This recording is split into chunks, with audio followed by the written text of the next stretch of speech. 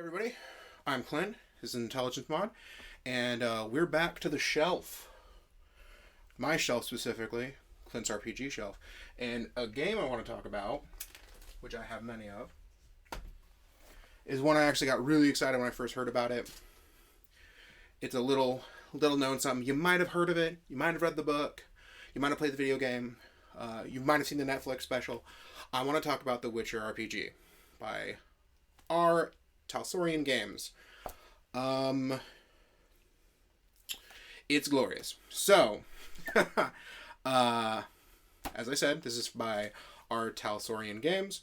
It is a dark fantasy, and it is the first edition. It has just come out, and it is backed with the blessings of CD Projekt Red. Projekt Red, if I pronounce it correctly or incorrectly, I apologize for that. So, a little bit of backstory, I guess. If you don't know, The Witcher is a series of novels that were written, a while ago, early 90s, I believe, is when it got started. I'm not even going to try to pronounce the man's name, because I will pronounce it incorrectly, and I feel that would be rude. I will put all that information down of who wrote them. But he's the one who originally thought of the idea of Geralt of Rivia, the titular Witcher, which is basically a monster hunter. They are mutated and trained to hunt and kill monsters, which is already really super cool. Later on came the video games, which a lot of people might know better than the books, though I have heard and not yet read the books. I will. The books are great. I've played Witcher 3, and that is an amazing game, which was made by CD Projekt Red, and they've gone through Witchers 1, 2, 3. There's a small Gwent game that's for just playing the card game that's in the Witcher world. And videos could be spent on talking about the Witcher video game, because I love it. It's great. But if you've played the video game, you probably know a gist of the kind of things that are going on in the role-playing game. And if you also, just to plug the Netflix show follows more of the books storyline. Basically, it is the books being made into a TV show, and it's amazing. I sat down with Nicole, and we watched it in one sitting. We watched the entire show in a single sitting, and it was well worth it. So getting back to this,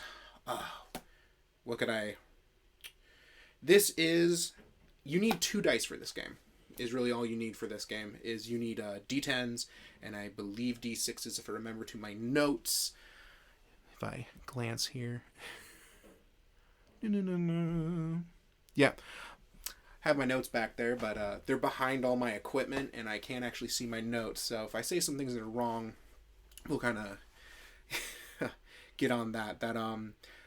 Basically you have any sort of like skill rolls are done with one, and like attacks is mostly done with the other. It is a brutal game, kind of damage wise, to this point that you specifically will attack specific parts of somebody. You can do called shots, which is to the limbs, the arms, legs, to the head, to the torso, and it does the obvious. It is harder to hit someone's limbs. It's even harder to hit someone in the head. It's very easy to hit someone in the torso, and doing limb shots does actually do some things. And then, so if you're not wearing armor on your head, you don't minus the armor from wounds, which I always thought was a very cool mechanic in games, where it's not just a general bonus to something. That armor actually does take away from damage, and if you're wearing nothing on your head and you get that unlucky headshot, which can be randomized, of where you just get hit in the fling of battle, it can do the damage. But getting down, this being kind of a quick look, kind of going over, we might do a way deeper delve into this, because it's a game that we can do like a really, really deep thing into. What are the classes you can play? So, you can play a bunch of different stuff. So I flipped through the beginning of it. So, they call them professions. And you got your general ones. So this one's more what I would call a skill-based game than a class-based one, just because it seems it's a little bit more fluid with what you can make choice-wise for skills and whatnot, and I'll get into that. But there is, if I read through them very, very quickly, the Bard, craftsman, criminal, doctor, mage, man-at-arms, merchant, priest, and of course the Witcher. The Witcher the Witcher is a little bit more complicated than the other classes. It has its own full chapter dealing with the signs of magic that Witchers can cast and the different mutagens that Witchers can take. So a really cool thing that I liked about this was a lot of the times it's really difficult to write a backstory for a character. Some people can sit down and they can drop 12 pages of backstory on their GM, and that's completely fine. Sometimes you can't. You're just Bob the fighter, and he hate bad thing, and he just goes and attacks the things that the rest of the group that has a more written well backstory does. Sometimes for me it's character to character. If I care more about the character, if I start to like get into it, I will start to develop a backstory for him. But sometimes it's like I just want punch thing, and that's the depth of my backstory. This one actually has a pre-generated randomly for your backstory if you wanted to do it. So if you wanted to go through and randomly roll where you're from, are your parents still alive? Do you have any family other than like siblings and whatnot? How many are they alive? Have you gone through any wars? Have you fallen in love? Do you have any kids? Are they alive? Is your loved ones alive? You can go through this whole long list of things and whatnot. And this gets a little bit more intense for Witchers because Witchers can live for so long. You can go through multiple, life events. And these are just, this is just the spice to the role-playing game that your GM could use to write, could just weave in a bunch of really cool stuff, which I think is incredibly fun. That if you can't think of one, you can at least, if anything, use the book itself as kind of a jumping off point to make a backstory that at least has a little bit of something that makes you feel a little bit more connected as a player to the greater world. And on the other side of world building, technically the Witcher role-playing game, I guess canonically, takes place after The Witcher 3. You can even actually go through and look in there. There's a little chart in the further into the book when it gets to the GM section of, if you played the games, here's things that could be different in your world based on the choices you made in those games. Completely not needed. You don't need to use it. You don't need to have any foreknowledge on this. Just knowing that it's basically just a very dark fantasy where basically every choice you make is probably not the best choice you ever made. Everything's gray. It's always at best a win-lose situation.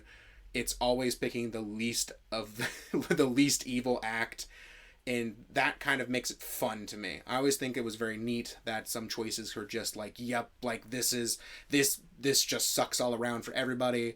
I don't know what to choose, so we're just gonna roll with it and hope for the best. But yeah, I think that's the gist of the world and whatnot. Another really cool aspect, just gloss really quickly over, and I'm really quickly going over this stuff, is you could go, basically in your skills is you have your overarching ability. So I think the one I used as a example was the mage, and what they have is skill trees.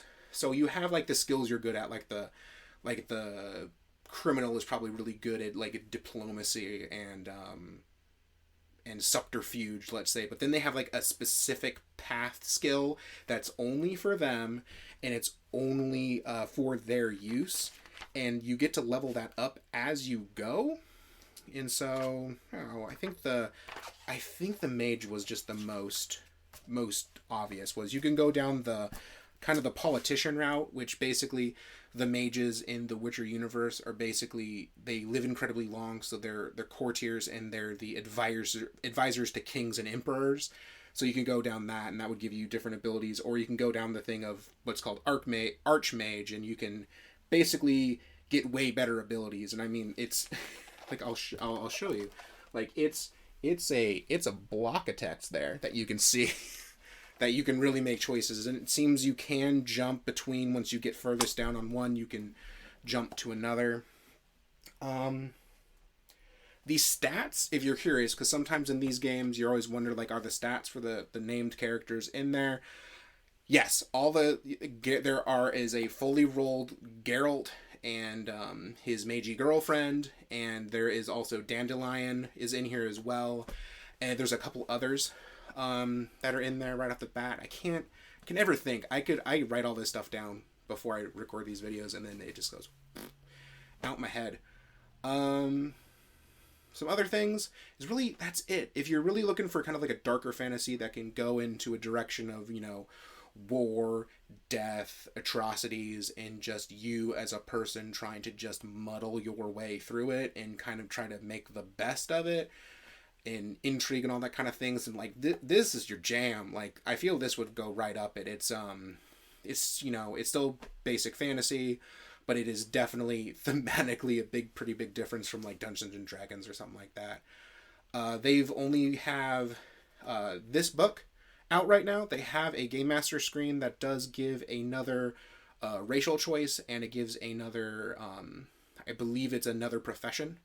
And they did leak that they are going to make a dedicated monster manual or monster guide for this, and they're going to write it in the sense of it's actually a manual that is written by one of the original Witchers of, I believe, the Griffin, that basically they were masters of hunting monsters and whatnot, and it's kind of their thing. So it is actually would be a book that maybe even Geralt at one point during his training, or Ciri at one point in her training, would have read, which I think is very cool. And I've seen some of the art. You can follow them on Twitter, and the art, if you flip through this book, is just phenomenal. So they announced it.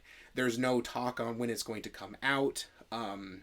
Was hoping we would hear more about it at Gen Con, which we might. We don't know. That's still about a month away.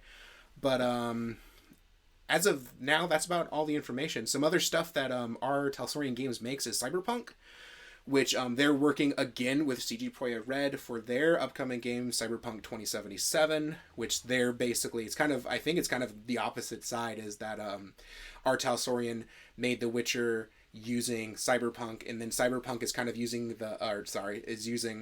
said that totally wrong. R Talsorian Games went to CD Projekt Red to make The Witcher RPG, and I think in the other direction, CD Projekt Red is using their world of Cyberpunk to make their game. I think. Not entirely sure, but I know that they've been working together on all this stuff, which is awesome and all super great. Yeah, I think that's really it. They have I'll put the link to their website down below, and I'll put the link to their Twitter. I follow them on Twitter, and they post a bunch of cool stuff all the time. And yeah, I think that's it.